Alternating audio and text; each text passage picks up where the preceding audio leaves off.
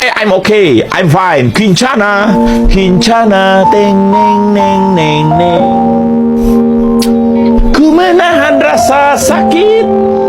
Rasa sakit. Few moments later.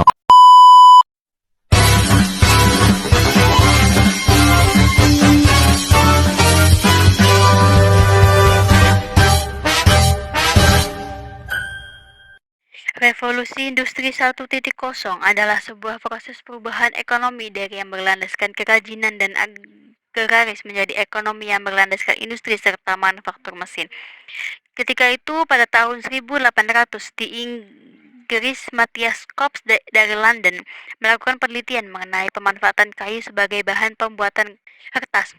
Pada tahun 1840-an, Charles Vanerty dari Nova Scotia dan Frederick Gottlob Keller dari Sanoksi berhasil menemukan mesin yang dapat mengekstrak serat kayu menjadi kertas.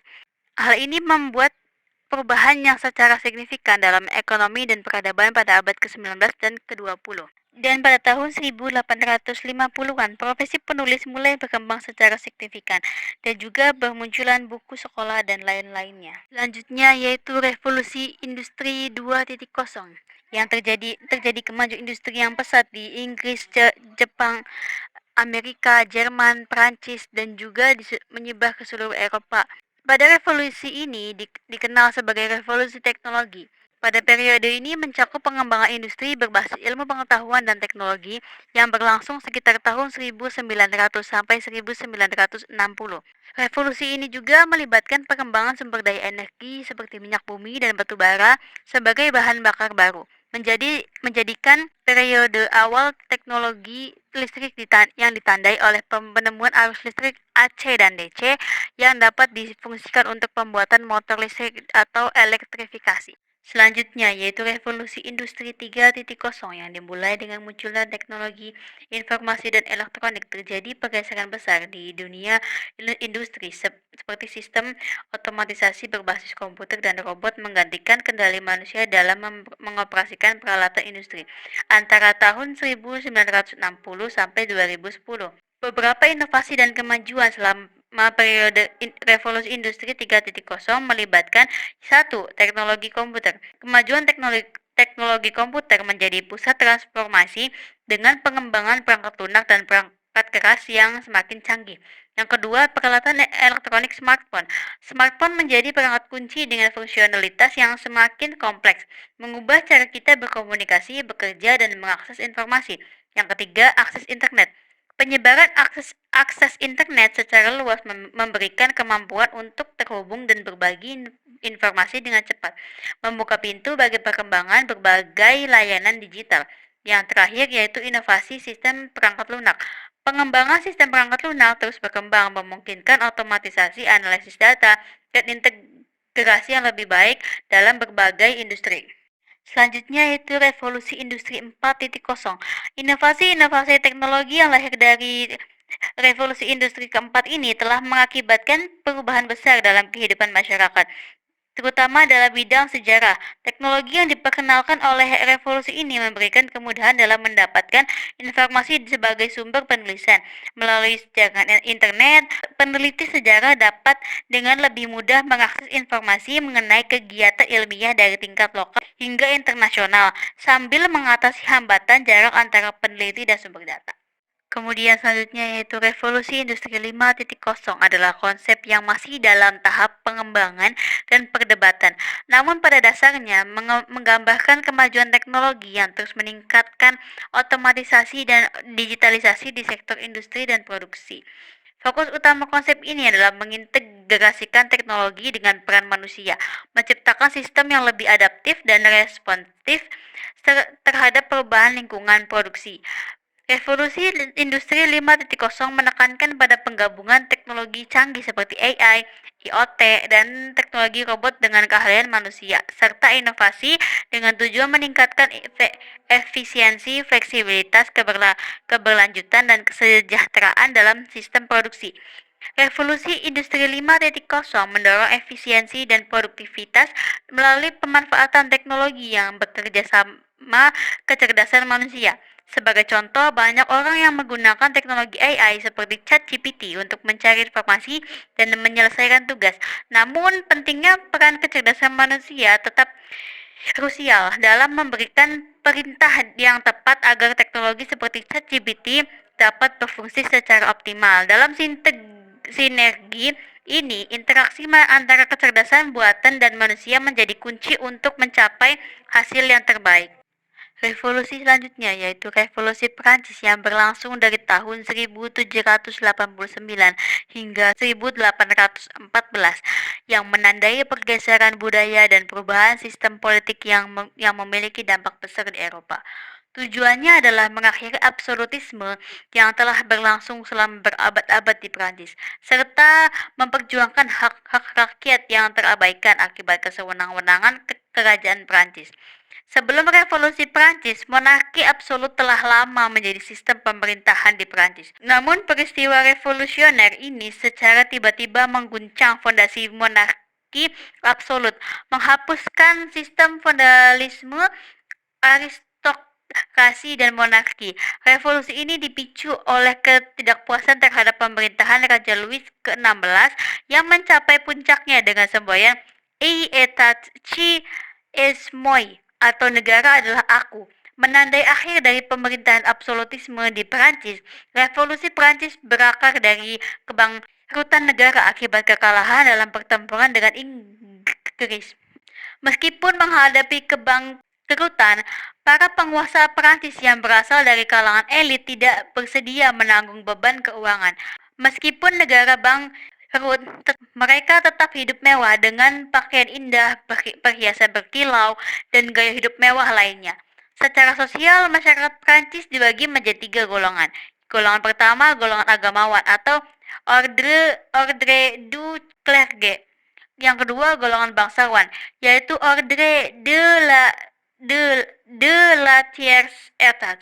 Meskipun golongan agamawan dan golongan bangsawan menikmati hak istimewa, jumlah mereka minoritas, dengan sekitar 115.000 agamawan dan maksimal 400.000 bangsawan. Sebagian besar penduduk Prancis, sekitar 27.500.000 orang, termasuk ke dalam golongan ketiga yang kurang diuntungkan. Dalam Revolusi Prancis dibagi menjadi beberapa tahap. Yang pertama, tahap konstitusional pada tahun 1789 hingga 1791.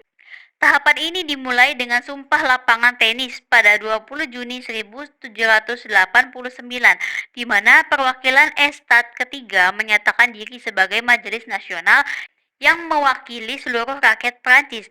Mereka menuntut pembuatan konstitusi yang mengatur bentuk pemerintahan baru yang demokratis.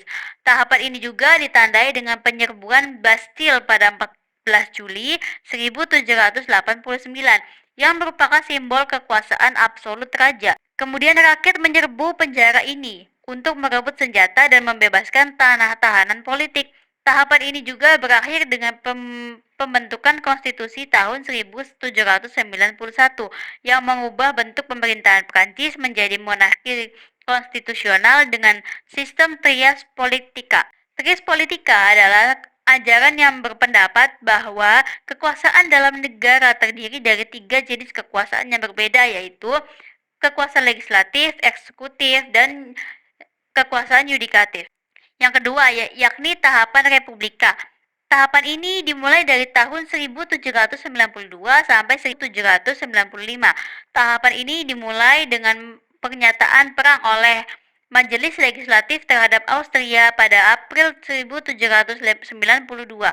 Perang ini melibatkan negara-negara Eropa lainnya yang khawatir dengan dampak revolusi Prancis bagi monarki mereka. Perang ini juga memicu pemberontakan rakyat di dalam negeri yang menuntut penggulingan raja. Pada 10 Agustus 1792, rakyat menyerbu istana Tuileries dan menangkap raja dan keluarganya.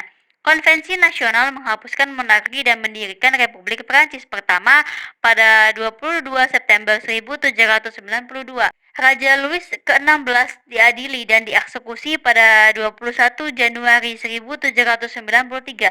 Setelah raja dieksekusi, perang dengan berbagai kekuasaan Eropa dan perpecahan yang intens dalam konvensi nasional membawa revolusi Prancis ke fase yang paling kejam dan bergejolak. Pada bulan Juni 1793, kaum Jacobin mengambil kendali konvensi nasional dari kaum Girondin yang lebih moderat dan menerapkan serangkaian tindakan radikal, termasuk penerapan kalender baru dan penghapusan agama Kristen. Mereka juga melancarkan pemerintahan teror atau teror yang penuh darah. Suatu periode ke-10 10 bulan di mana ribuan orang yang dicurigai sebagai musuh revolusi dipenggal kepalanya. Banyak pembunuhan dilakukan di bawah pemerintah Robespierre yang mendominasi Komite Keamanan Publik yang kejam hingga eksekusinya sendiri pada tanggal 28 Juli 1794. Pada tanggal 22 Agustus 1795, Konvensi Nasional yang sebagian besar terdiri dari Girondin yang selamat dari pemerintahan teror menyetujui konstitusi baru yang membentuk badan legislatif bikameral pertama di Prancis. Kekuasaan eksekutif akan berada di tangan direktori atau direktur beranggotakan 5 orang yang ditunjuk oleh parlemen. Revolusi selanjutnya yaitu Revolusi Rusia. Rusia merupakan sebuah negara yang dikendalikan oleh monarki otokratis. Rezim ini sepenuhnya berdasarkan kepada kekaisaran yang memiliki hierarki militer dan administrasi yang dikoordinasikan secara terpusat di bawah pengawasan monarki yang absolut. Kedudukan kaum bangsawan yang sangat lemah karena sangat bergantung pada Tsar. Perbudakan juga tidak terkonsolidasi oleh mereka, tetapi oleh utusan Tsar untuk menarik sumber-sumber dari rakyat guna mendukung militer agar dapat mempertahankan dan memperluas wilayah kekuasaan geopolitik yang terancam.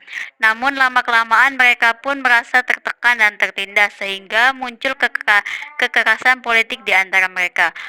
Pada tahun 1905 terjadilah pemberontakan kaum buruh yang bertujuan untuk menuntut perbaikan nasib dan persamaan hak. Pada saat itu, keadaan Rusia sedang mengalami kekalahan perang melawan Jepang. Meletusnya revolusi Rusia pada tahun 1905 diawali dengan pemogokan di St. Petersburg, diikuti oleh seluruh bangsa Rusia. Kaum buruh di St. Petersburg membentuk Dewan Buruh, kemudian diikuti oleh buruh seluruh Rusia. Kaum buruh yang semakin bertambah besar mendesak Tsar Nicholas II untuk membuat undang-undang dasar bagi Rusia.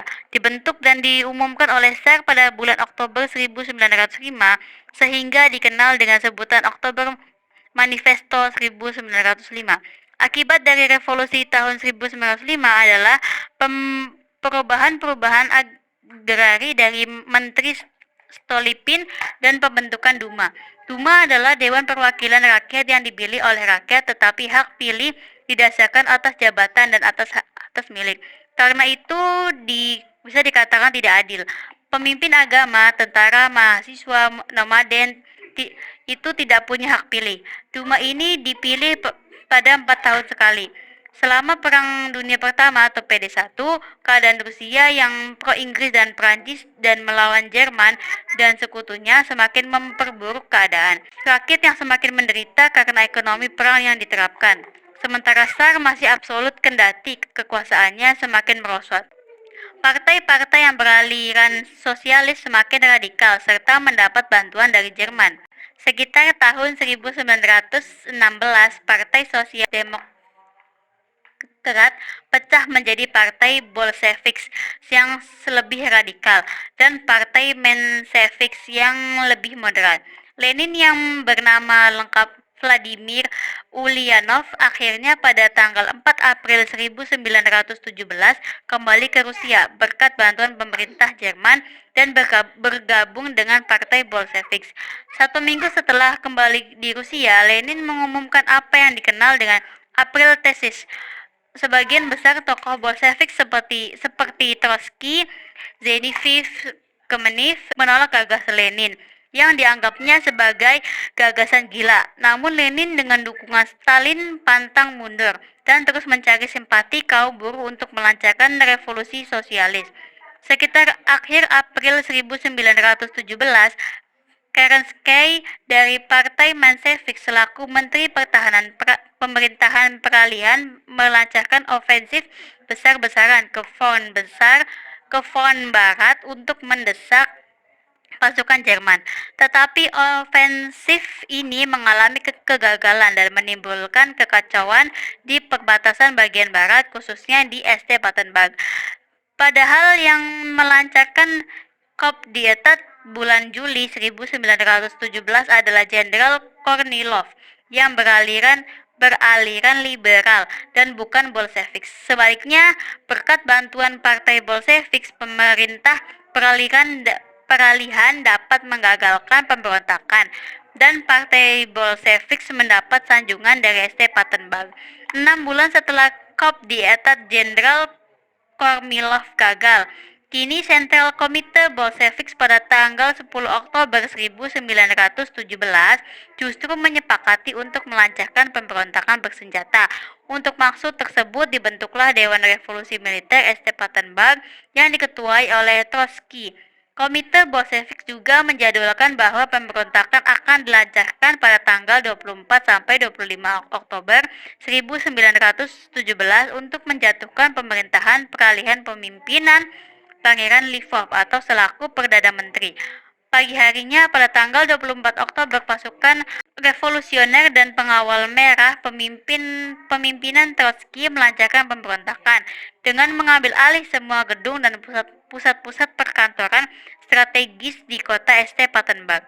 Tanggal 15 Oktobernya 1917 Partai Bolshevik menyatakan telah berhasil menggulingkan pemerintahan peralihan dan mengambil alih kekuasaan di St. Petersburg. Melalui Kongres Kilat Partai Bolshevik dibentuklah pemerintahan komunis atau Soviet of People's Commissars. Pimpinan Lenin atau selaku PM pada tanggal 7 November 1917 dengan 12 kementerian antara lain Kementerian Luar Negeri dipegang Trotsky, Kementerian Kebangsaan dipegang oleh Stalin, dan Kementerian Dalam Negeri dipegang oleh Rykov. Seperti yang diramalkan oleh Karl Marx, Lenin menjadi pemimpin tunggal kaum buruh. Dia memegang seluruh kekuasaan negara dan menjalankan pemerintahan teror. Munculnya pemerintahan komunis pada bulan November 1917 ini tidak serta-merta dapat meredakan konflik di Rusia. Perang saudara akan terus berlanjut sampai 1922 ketika Lenin harus melangkah mundur dalam membangun komunisnya dengan mengumumkan New Economic Politic atau NEP yang bernada liberal tanggal 21 Maret 1921 dalam Kongres Partai Bolshevik dan Tentara Merah berhasil merebut benteng terakhir kaum putih di Vladivostok menjelang akhir tahun 1922.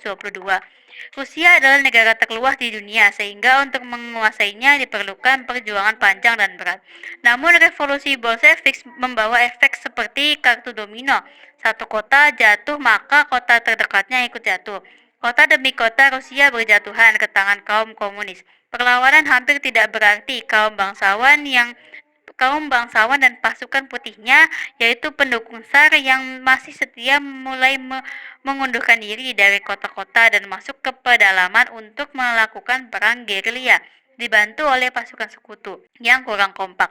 Kaum Bolshevik dengan mengobrol janji atau dalam tanda kutip pembebasan, hari demi hari terus mendapat dukungan luas dari kaum pekerja atau buruh Rusia dan petani. Jatuhnya kota-kota besar Rusia ke tangan kaum Bolshevik tidak berarti revolusi sudah selesai. Perang saudara terus berlanjut. Pertumpahan darah merupakan warna dominan selama kaum Bolshevik mengambil kekuasaan dari akhir tahun 1917 hingga tahun 1921-an. Teror digunakan sebagai senjata untuk menghancurkan lawan. Itulah ciri revolusi Bolshevik. Namun, Duta Besar Inggris di St. Petersburg sempat mengirim laporan ke London pada tanggal 8 November 1917 bahwa ada ratusan dan mungkin ribuan orang dilenyapkan oleh revolusioner Rusia. Revolusi terakhir yaitu Revolusi Hijau adalah sebutan tidak resmi yang digunakan untuk menggambarkan perubahan fundamental dalam pemakaian teknologi pertanian, khususnya pertanian pangan di berbagai negara yang sedang berkembang, khususnya di Asia. Revolusi hijau muncul ketika banyak negara yang sedang berkembang seringkali mengalami kesulitan bahan pangan. Kondisi ini mendorong Yayasan Ford dan Rockefeller untuk mengembangkan budidaya gandum dan padi dengan teknologi yang baru, yaitu dengan memakai benih unggul, pupuk kimia, pestisida, anti hama, dan sistem pengairan yang baik. Semua itu merupakan hal yang baru dalam budidaya tanaman pangan bagi para petani tradisional. Tujuannya adalah untuk meningkatkan produksi bahan pangan sekaligus menambah kesejahteraan petani. Konsep revolusi hijau itu di Indonesia kemudian dikenal sebagai program bimbingan massal atau BIMAS. Revolusi hijau merupakan modernisasi dalam bidang pertanian. Di Indonesia, revolusi hijau merupakan upaya pemerintahan untuk meningkatkan pembangunan ekonomi dan ketahanan pangan. Program yang dijalankan semenjak rezim Orde Baru telah menggeser pertanian tradisional ke pertanian modern. Hal tersebut membuat pertanian tidak lagi didasari dengan prinsip ekologi. Pada akhirnya, revolusi hijau menciptakan ketergantungan yang berujung pada kemiskinan. Revolusi hijau berawal dari kegiatan praktik lapangan mahasiswa Institut Pertanian Bogor atau IPB dengan tujuan memperkenalkan panca usaha tani. Pada tahun 1963 sampai 1964, kegiatan itu lebih difokuskan melalui demonstration plot atau demplot di Karawang. Hasilnya berupa kenaikan produksi rata-rata sebanyak 74,72 hektar padi basah dibandingkan dengan 31,98 hektar padi pada persawahan biasa. Kemudian usaha itu dikembangkan oleh pemerintah Orde Baru menjadi suatu kegiatan penyuluhan massal yang bertujuan untuk meningkatkan produksi pertanian dengan cara investasi guna meningkatkan kesejahteraan petani. Program itu merupakan usaha bimbingan bersama dari berbagai instansi pemerintah baik di dalam maupun di luar lingkungan Departemen Pertanian ke arah swadaya masyarakat tani dengan jalan panca usaha, pembinaan, pengolahan, dan pemasaran hasil pertanian, dan terakhir pembangunan masyarakat desa. Fenomena revolusi hijau sebenarnya baru muncul pada sekitar tahun 1960-an, tetapi di tanah air kita fenomena ini diperkirakan mulai populer sesudah tahun 1975.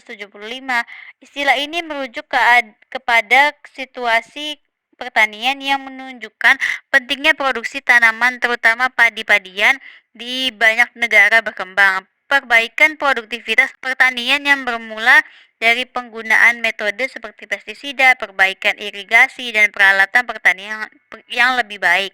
Sebagai bagian dari fenomena revolusi hijau ini adalah pengembangan benih yang resistan terhadap hama seperti misalnya varietas padi unggul IR36 yang merupakan hasil penelitian dari Lembaga Penelitian Padi dan Perserikatan Bangsa-Bangsa di tahun 1976. Benih padi yang menjadi salah satu dari hasil panen yang secara luas ditanam pada sekitar tahun 1980-an. Contoh lain adalah hasil dari pertanian pembibitan di Meksiko yang menghasilkan benih kecil tetapi memberikan panen besar dari berbagai varietas gandum, dan juga hasil penelitian serupa dari lembaga internasional penelitian padi di Filipina yang menghasilkan produk beras. Dalam perkembangan atau revolusi hijau ini dapat mengubah perspektif atau kehidupan dari seorang petani dalam hal sosial ekonomi.